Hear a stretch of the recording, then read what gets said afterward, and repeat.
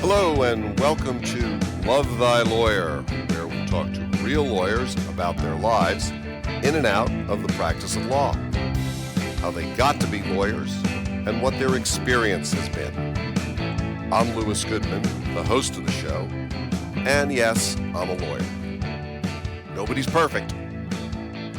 In 1997, the AC Transit Board appointed him to serve as an at-large director. He has been reelected to that position every 4 years since. He has served on the Oakland Ethics Commission and numerous other governmental and community boards. He is a strong supporter of the AC Transit zero-emission bus fuel cell program. He is also an attorney, and I had the privilege of attending law school with him. Chris Peeples, welcome to Love Thy Lawyer. Thank you very much, Louis. Well, it's great to have you, and in this election season, I've had the privilege of talking to several people who are running for political office who are also attorneys in Alameda County. So before we get into the politics, tell me a little bit about what sort of law practice you have outside of your politics. Well, I retired from the practice of law about 10 years ago. Where did you grow up originally? I was born in Atlanta and moved to San Francisco when I was 9 months old. Wow. Told my parents it's too hot and muggy here, I don't like it. And so I grew up in San Francisco, grew up out in the Sunset District at 24th and Pacheco, right by the Sunset Reservoir. Went to Reardon High School, went to Notre Victoire Grammar School downtown, which was at that time the only place that had a dual French-English instruction. And my mother was French, wanted me to be fluent in French. After you graduated from Reardon, where did you go to college? Well, I tried to get into UC Santa Cruz. I'd been convinced it had just opened. Didn't make it. Ended up spending a year at Santa Barbara, but 2 weeks into my year at Santa Barbara, I applied for transfer and ended up going to Crown College at UC Santa Cruz. UC Santa Cruz uses sort of the Oxbridge system.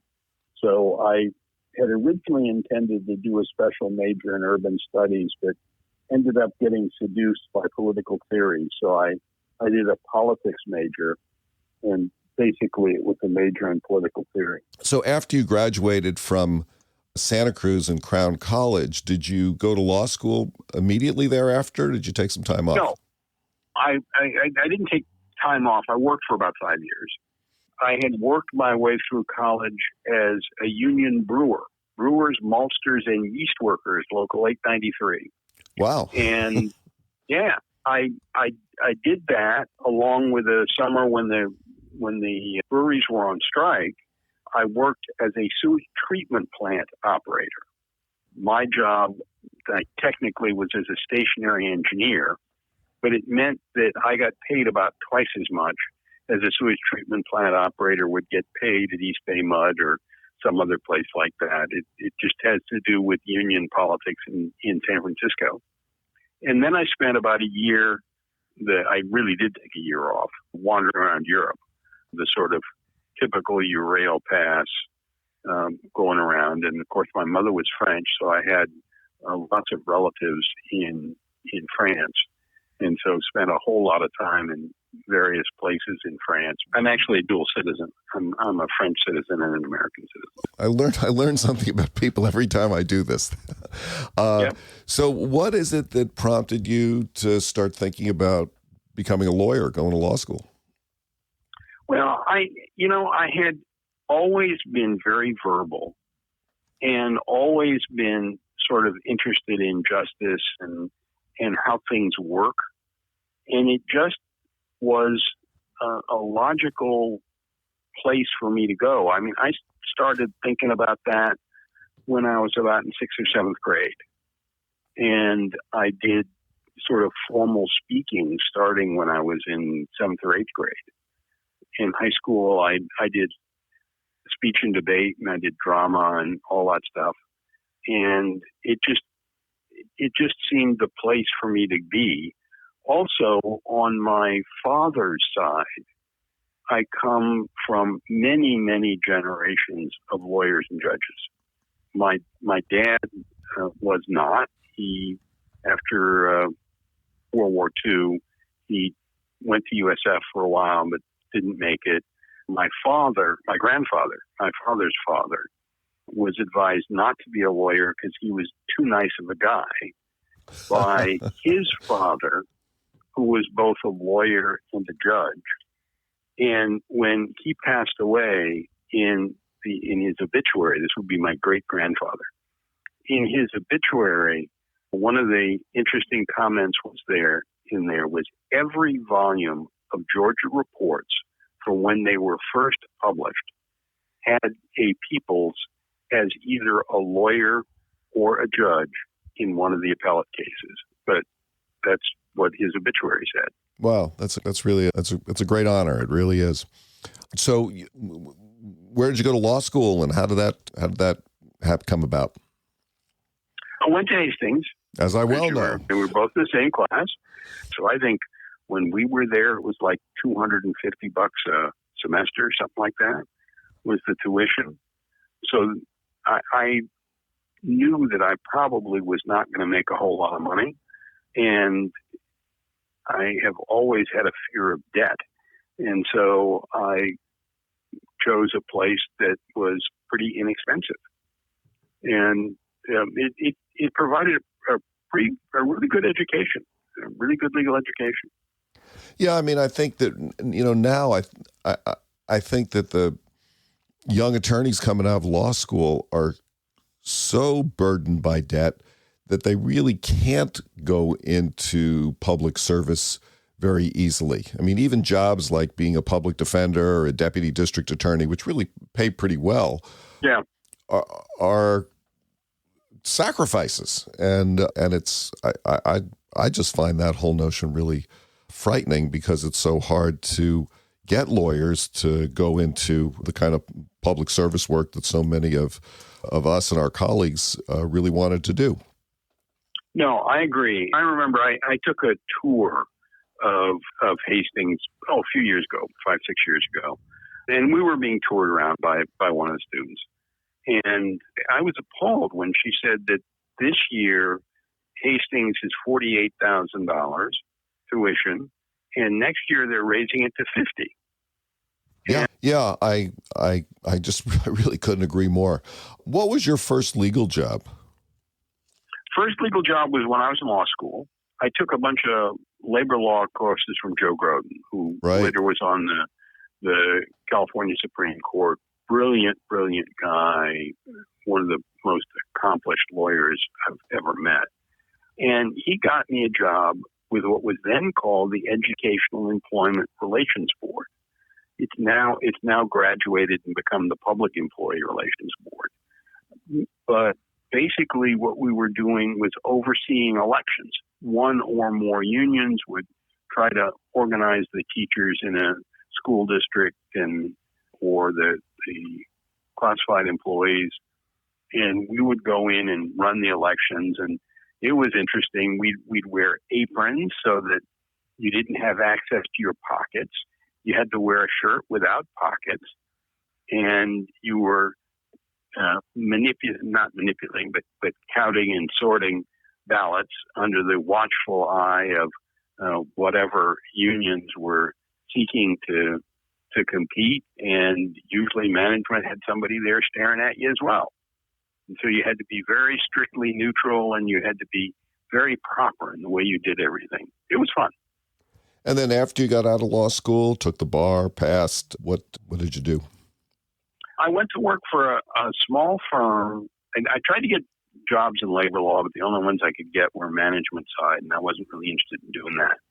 And I went to work for a small firm that basically antitrust work, but mostly with franchises. They did a lot of the franchisee litigation. Losses of Timothy Fine. A friend of mine had gotten a job there, and he got me a job there. And Tim was a bright guy, but a little weird. And we represented McDonald's franchisees, Midas Muffler franchisees. His really big case was where he represented newspaper distributors. So, I mean, he had a very long-running case with the LA Times, which finally got settled when Otis Chandler died, and his son, who was somewhat more liberal, took over, and rather than spending unlimited money on big LA firms, he decided to settle the case. But it basically got some protections for the people who are independent but distribute and deliver newspapers. Did you stay there for a while, or did you move on to some other? Stayed there for a couple of years and moved on to Farrell, LeBron, and Martel. They do basically everything. They're a medium-sized firm that's probably best known for litigation. Martel was a very, very aggressive and creative litigator. Jerry Braun was the president of the California Academy of Appellate Attorneys and did mostly appellate work. And Farella was the business litigator, was the business person, the transactional person. But I got hired in there as sort of a special counsel because they needed a bunch of extra work on a bunch of their big class action antitrust cases. So I wasn't a regular associate, but I was sort of I don't know, nowadays I don't know what they would call it, of counsel, but that sounds too formal. I was basically doing research work and helping supervise some paralegals who were doing all the paperwork. We had in the plywood antitrust litigation, which is what I originally got hired for, we had 27 warehouses around the country full of documents. And there was an entire team of plaintiffs' class action antitrust lawyers. Wow, sounds like an enormous undertaking. It was an enormous undertaking, and I was a very, very small part of it. What prompted you to get into public service and elected office? Well, I've always been very interested in politics. I started out literally in grammar school doing work in the civil rights movement in the 50s and 60s and got into the anti-war movement starting, Lord, in about 63. Got started in that partly because I knew a whole lot about Vietnam because it had formerly been a French colony. And so I knew about it from the French angle and was supportive of all the freedom movements which were then going on all around the world. The anti-colonialism movements in the 60s was when all the colonies were being broken up, and knew that the treatment of the Vietnamese by the French had been pretty god-awful, and that why the Americans took the side of the French rather than taking the side of the Vietnamese didn't make sense to me at the time. I later sort of figured it out, but I'd gotten involved on that side. I'd also, even when I was in high school, so I'd been interested in all of that from a very young age. And when I was in college, I did an externship with a sociology professor at Santa Cruz, and he placed me with SNFLAF, San Francisco Neighborhood Legal Assistance. And I got to know Sid Walensky, who later went on to found Public Advocates. Sure, yeah, I remember Sid quite well. Yeah. And you know, as you may remember, Sid taught a class at Hastings. Yeah. I don't know whether were we in the same class? I took it as well, but I forget whether I took it my second or third year. I just remember his office being that really neat brick building with the brick walls inside. That was their first office right around the corner from Hastings, and I helped them move into that one, and I helped them move into the next one that they went in. I still do a lot of work with Public Advocates, although Sid hasn't been there in many years. He's now retired. But he went from Public Advocates to Disability Rights Advocates and actually sued AC Transit a couple of times. Well, speaking of But AC, anyway, speaking of AC Transit, let me just put it this way: how did you get that initial appointment to the AC Transit Board? I'd been interested in AC Transit for a long time. I believe that humans should live in cities, and if you live in cities, having everybody have a car doesn't work. So you need to have a robust public transit system. And I was, I used AC Transit starting, I don't know, I had some friends who lived over here after we graduated from college. And I would take AC Transit, this was pre-BART. I would take AC Transit from San Francisco over and then, wander around on AC Transit to get to them. So I knew about the system, and I'd grown up riding Muni, so I knew Muni pretty well. And in the 80s, AC Transit was really a mess. And Tom Bates, who at the time was my assemblyman, decided to try to fix it. And he got several people onto the board and had the guy, Bruce Goddard, who was his district director, went over to AC Transit and was their community and legislative guy. And so I would go and visit him every once in a while at AC and talk to him about what was going on and what AC was doing in the community and all that stuff. So you had to like run a campaign to get the appointment. Okay. Absolutely. Right. Got it. First person I called was Bill Lockyer. Bill and I were on opposite sides of many in the East Bay, but there was no question that he ran the Democratic Party in Alameda County. Nobody was confused about that. So, I talked to Bill and went on from there to talk to basically every elected official in Alameda County and other political activists and all that stuff. And I was viewed as too left-wing, and originally the board was going to be split. When the business person dropped out, I became the logical person, and I ended up getting appointed. And then you've had a run for that office over the years, right? Yes. I was appointed to fill out the remainder of John Woodbury's term.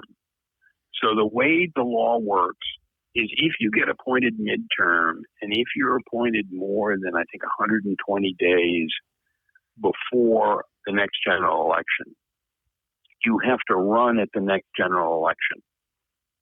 So I was appointed in 97. I had to run in 98 for the remainder of that term, which ended in, so I had to run in 98. I had to run again in 2000. And then since 2000, it's been every 4 years. There are two at-large directors at AC Transit. I'm on the presidential cycle. My colleague Joel Young, who's also a lawyer, runs on the gubernatorial cycle. So we run 2 years apart. Okay, I want to get into the running for office thing in a couple of minutes. But before we get there, obviously you made some effort to get appointed. You've run and you've continued to run for this job. So it seems to me that you like the job, and I want to know why. I like it for a couple of reasons. One, I think public transit is very important. It's important in terms of land use. It's important in terms of equity. It's important in terms of all its environmental benefits. But I really like AC Transit because it's small enough that I know virtually everybody who's really significant. I ride the buses. I know the drivers. I know the shop stewards. I know all the union leadership of all three of our unions. I know all the senior staff in all the various different departments. So it's small enough that I can sort of know things. It's big enough. We've got about a $500 million a year budget. It's big enough that we can do things and do interesting things. Everything from buying the buses to fixing the buses to dealing with all the labor relations problems. And what is supremely important is figuring out how to raise the money to pay for all that. So there's a broad enough scope of things that it's interesting, but it's narrow enough that you don't get scattered. If a young person coming out of college wanted to go into law and public policy and, political work, is that something that you would recommend that they do or not do? Well, I would recommend they do it because it's God's work and it's fun and you get a chance to really exercise yourself. What makes it really difficult nowadays is what we were talking about earlier, is you come out of college and law school with such a burden of debt that it becomes very difficult to do things that are not hugely remunerative. And that's sad. I mean, if you can manage to work the finances, I would certainly advise people to do it. For me, it's been enormously rewarding. But it is really tricky nowadays because of the debt problem. How has, being in public service and serving on the AC Transit Board, has that in any way differed or met your expectations of it? Oh, I think it has. I think it definitely has. It is a little bit, I don't know what I thought back 23 years ago. I knew a certain amount about it because I'd been talking to my friends who were on the board. There's a very steep learning curve. You get on one of these boards and there's a whole bunch of stuff to learn, and it takes 2 or 3 years to really figure out what you're doing. But once you figure it out, to me, it's very satisfying. Right now, Chris, you're involved in a campaign, and it involves everything that running for office does, raising money, meeting with people, going to meetings, all of which is, I'm sure, complicated by the whole COVID-19 thing that we're going through. And I would just say that, some years ago I ran for judge, and you were always so helpful to me in explaining some of the nuts and bolts of politics, things that I really did not understand. And I'm wondering if you could just share with us a little bit about what running for office is like. To me, it's very interesting. I'm a very bizarre politician. I do not raise money and I do not spend money. That's really impossible nowadays in a position that people with money and influence care about. One of the things about running a bus company is there are not a whole lot of people with money who care about you. So people who run against me can't raise the $250,000 or so that it would take to run a traditional campaign in a district as big as mine. My district is bigger than 11 states and the District of Columbia. I have 1.4 million constituents. It's everything from San Pablo all the way down to Fremont and hills to the Bay. It is interesting when I'm back in Washington lobbying and I point out that I represent 1.4 million people. And that's about 3 congressional districts.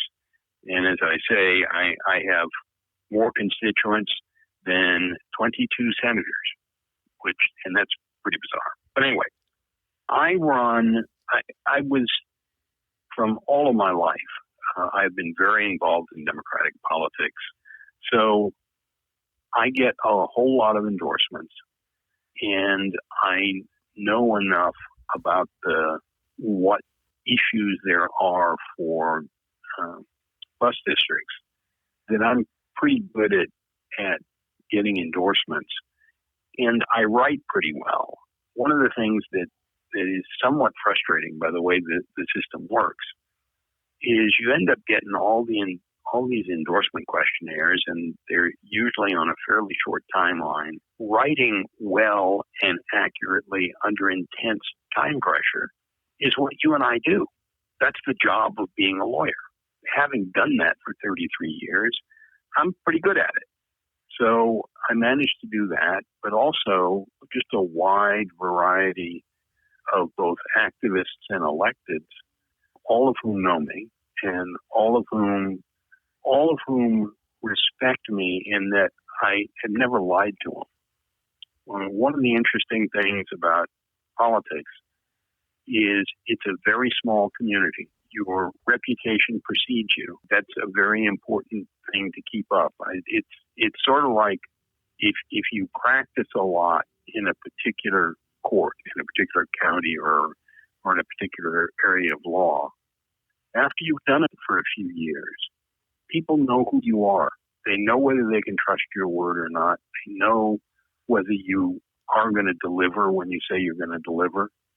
And that's a very important thing, both in the practice of law and in the practice of politics. Let me just get back to the campaign for just a minute. Do you have a 30-second elevator speech? Sure. Hi, my name's Chris Peeples. I've been on the AC Transit Board a whole long time. I've helped AC Transit through 3 recessions, so that's a very useful thing to know in these days. I've been the lead director on our zero emission bus program and our lead director on the environmental justice in transportation program. And I think I do a pretty good job. I've been elected president of the board 5 times, and I would like to continue to do it. Tell me a little bit about this zero emission bus program. Yeah, this is something we've been working on for a little over 20 years. When I first got on the board, there's obviously a great deal of concern about air pollution, both in terms of smog, oxides of nitrogen, which ends up creating smog, and particulate matter, which is pretty nasty and is one of the reasons why, for example, children in the zip code that's around the port are 8 times more likely to go to the hospital for asthma than a child that lives in my zip code, which is 94611, which includes Piedmont and Montclair. California has probably the best regulatory air quality agency in the world, California Air Resources Board.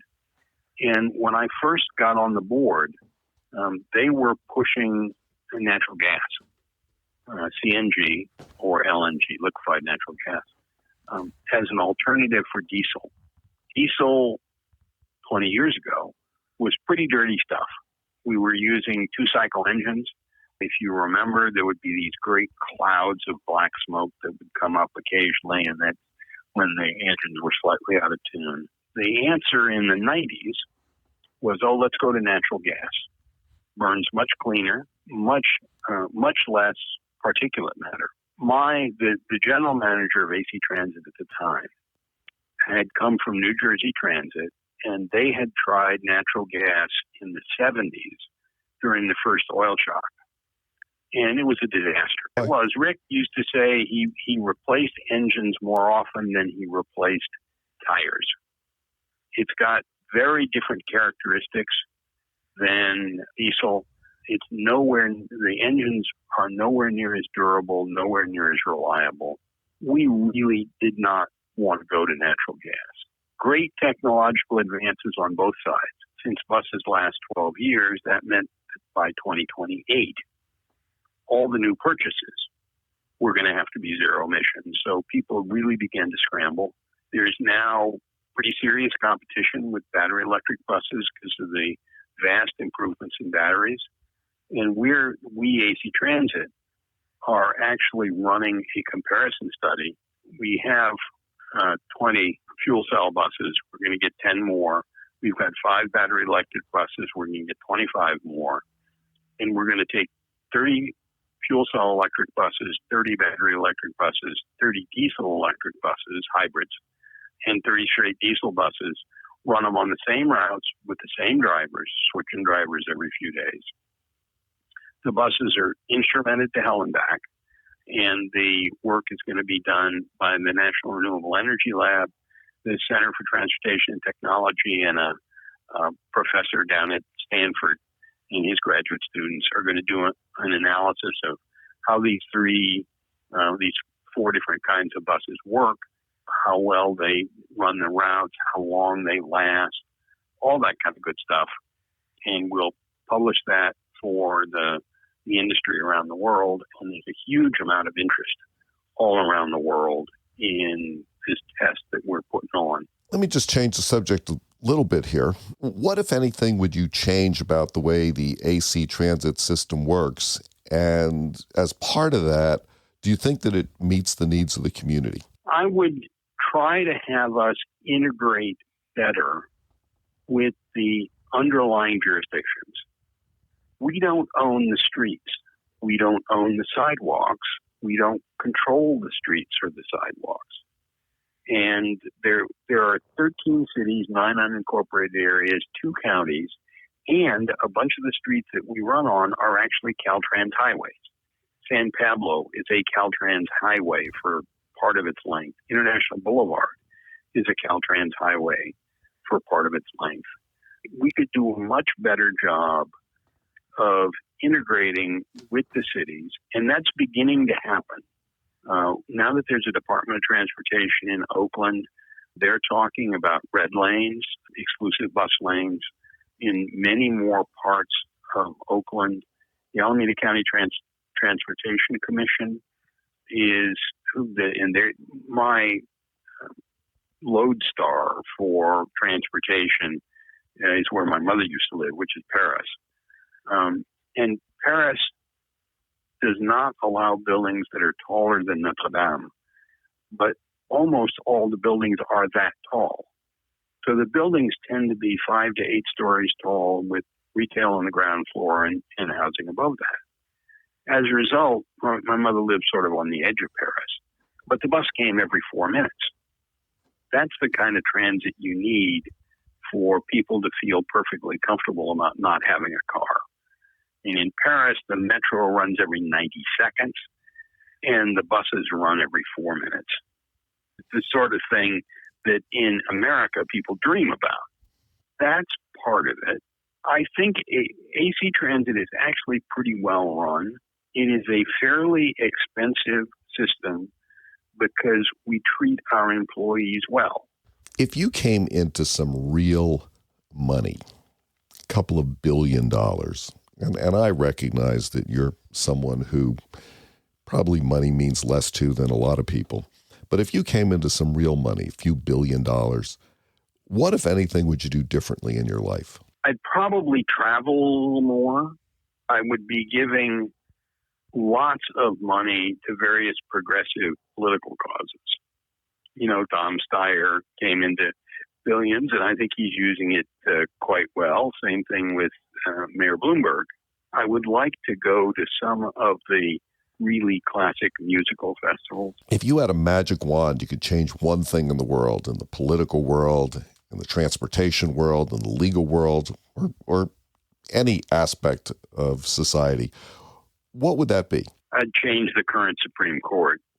Chris Peeples, it's been a pleasure talking to you this morning. Thank you very much for joining me here on Love Thy Lawyer. It's been a very interesting and informative conversation. Thank you. Louis, thank you very much. I think this has been an interesting conversation, and I think these podcasts are a real service both to the community and also to the legal community, the lawyers in the community, and gives people out there sort of an understanding of what we do and how we do it. That's it for today's episode of Love Thy Lawyer. Many thanks to my guests who have contributed their time and wisdom and make this show possible. Thanks as always to Joel Katz for music, Brian Matheson for technical support, and Tracy Harvey. I'm Louis Goodman.